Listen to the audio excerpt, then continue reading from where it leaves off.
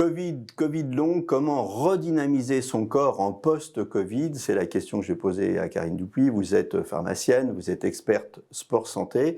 Le Covid, quand on en sort, il faut se remettre dans le bain, hein. Alors comment on fait? Oui, c'est ce que vous disiez, on parle de l'HTA comme un silent killer, c'est la même pour le Covid. On pense que ça va et en fait on perd en capacité, notamment en débit respiratoire et capacité respiratoire. Donc il faut refaire de l'activité physique, reprendre progressivement et surtout faire des choses qui nous font plaisir. Ça c'est le premier point parce que vous allez optimiser vos capacités cardio-respiratoires.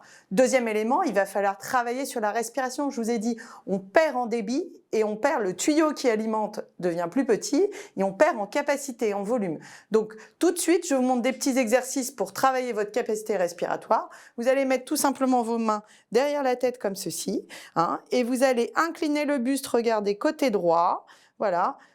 Et quand vous allez inspirer, vous allez pousser votre coude gauche, le coude qui est vers le haut, vous allez le pousser vers le haut. Et donc là, voilà, quand j'inspire, pour aller travailler l'optimisation et l'ouverture de la cage thoracique. À l'identique, on fait ça de l'autre côté. Ça, c'est des exercices vraiment pour optimiser ses capacités respiratoires. Autre petit exercice aussi, vous mettez vos mains au niveau des côtes, comme ça, vous allez inspirer.